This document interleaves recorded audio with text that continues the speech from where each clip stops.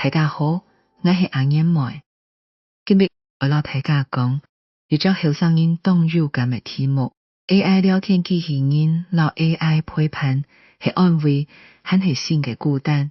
这几年，当到后生人会用 ChatGPT、Character、AI、Replika 这类工具聊天，有的人拿来问功课，有的人拿来练日文，有的人拿来讲心事。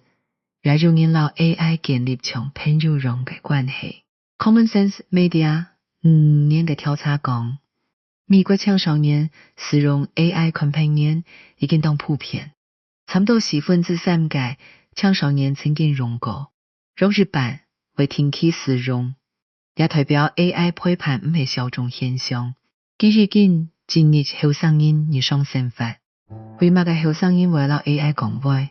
體日 AI 隨時在，半夜睡唔落，朋友冇在線，屋下人躺唔落 ，AI 還係會飛。第二 ，AI 冇按叫批評你，當如嘅人講半人笑，講麻煩評人 ，AI 看起來就像安全嘅猥瑣。學術研究也發現 ，AI companion 有時確實會潛使降低孤單感。哈佛商學院相關研究提到，要使用者感覺自己有被 AI 躺到，短時間內孤單感可能下降。你解釋咧，為嘛有人會講 AI 本具有被理解嘅感覺？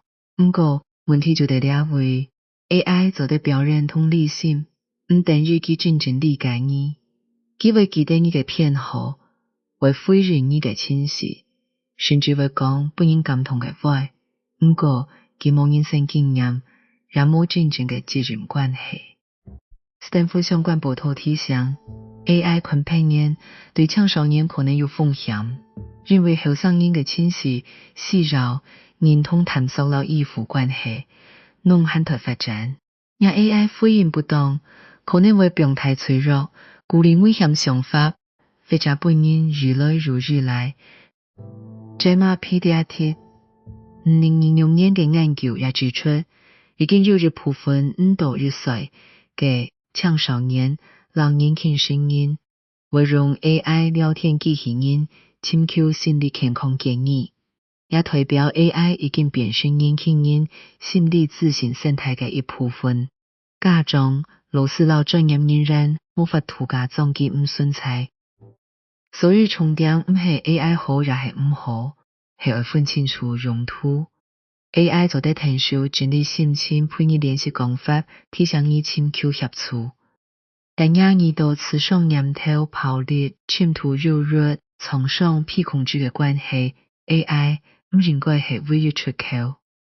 AI 陪伴最大嘅做法係佢容忍順等你，親人朋友冇可能容忍順你，屋企人也會有情緒，愛情關係會有界限。不過人同人的關係就係因為有摩擦、有界限、有互相學習，就會本人成長。一個人長期請到 AI 講心事，佢可能會下少練習面對真人嘅氣切、誤會、等待到修補。這種能力係交朋友、談戀愛、做團隊、參與社會都需要嘅基本功。對後生人來講，下健康嘅方式係AI 做的係工具，冇變成唯一嘅朋友。你做得到 AI 整理想法，但從繞結聽而撈可信任嘅人討論。你做得到 AI 練習表達，但真正嘅關係還係要轉到人群度，睇人也要改變文化。唔好就談到 AI 陪伴，就罵後生人怪。好好嘅文化係，你撈 AI 了乜嘅？佢就冇俾你感覺下好。如果講過本人唔舒服嘅話，人家都到真困難，言唔言語到真人窮下想辦法。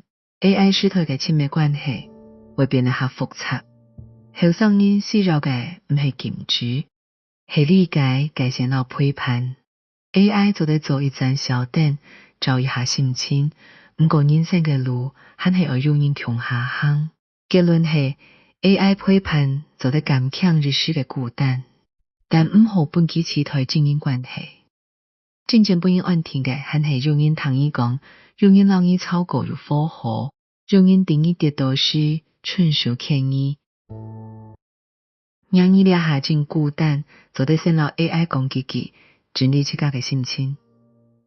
不过整理好以后，记得签一个正因，一个朋友，一个老师，一个不客人，老佢讲，我俩下是让你同我讲一下，